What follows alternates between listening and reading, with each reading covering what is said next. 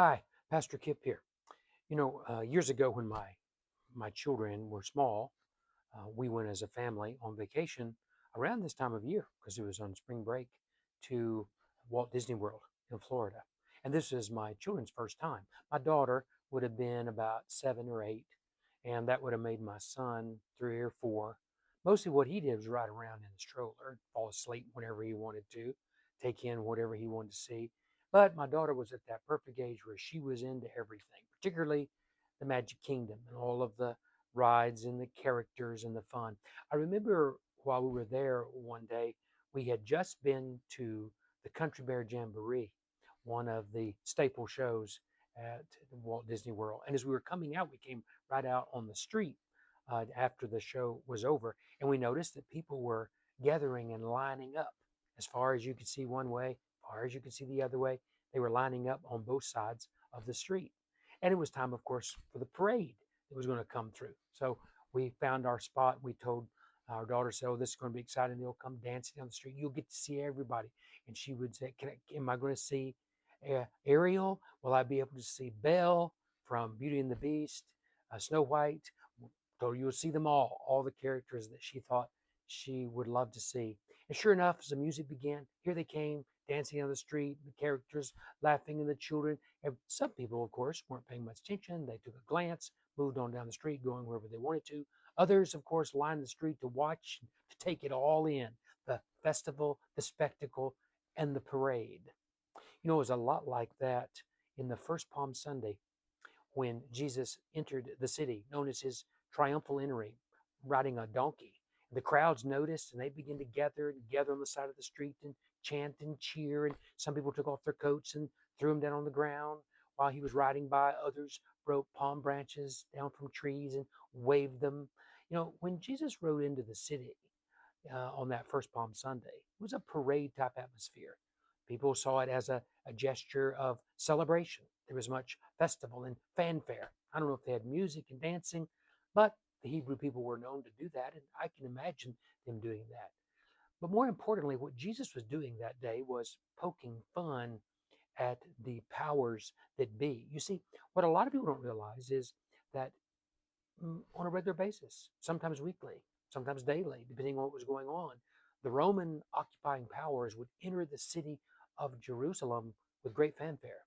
They'd be riding big horses and chariots, a lot of gold, weaponry, plumes of feathers in their hair, making a big show of entrance into the city to remind the people who was really in control, that they were really the dominating power. And so when Jesus took the donkey, that was a stab at the horses, and rode into the city, and the people waved palm branches instead of plumes and weaponry and shining armor. It was Jesus' way of saying who you really think has the power and who you really think is in control is not. He had a way, in a humble sort of way, of showing the people what the kingdom of God was really all about. This coming Sunday will be a great time of fanfare and festival.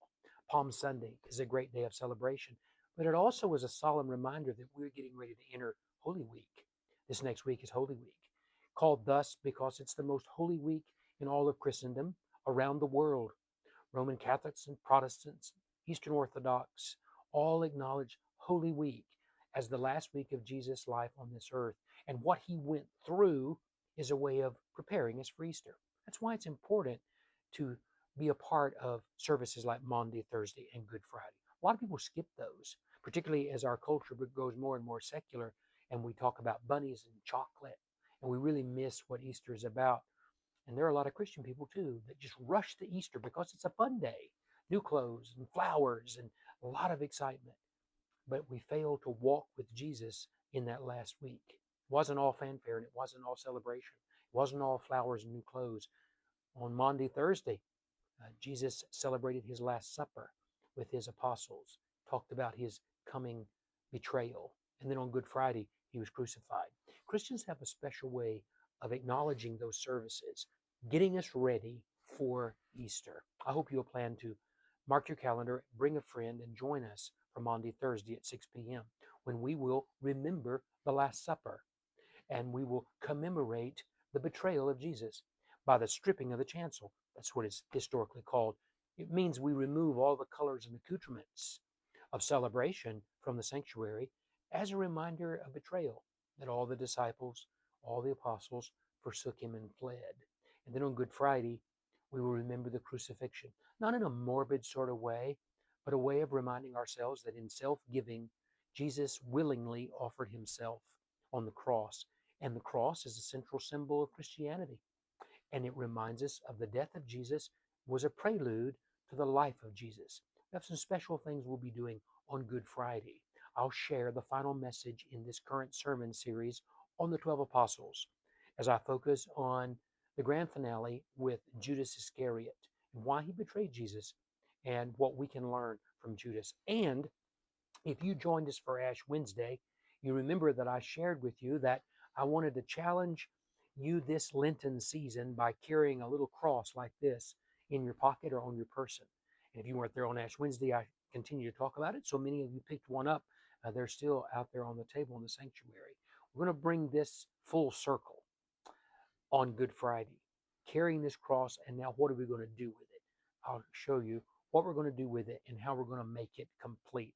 I promise you that this Easter season is going to be a moving time together. I'm excited to share this first Easter with you here at First Presbyterian Church. So, Monday, Thursday, 6 o'clock, Good Friday, 6 o'clock, and then, of course, 11 o'clock on Easter Sunday. And we'll pack them in and have a great day of celebration. I'll be telling you soon, too, what is coming after Easter, what I'll be preaching on after Easter. This Sunday, we will continue the series on the Dirty Dozen in search of the 12 apostles for Palm Sunday, and we'll focus on one of my favorite apostles, a man named Thomas. We call him Doubting Thomas.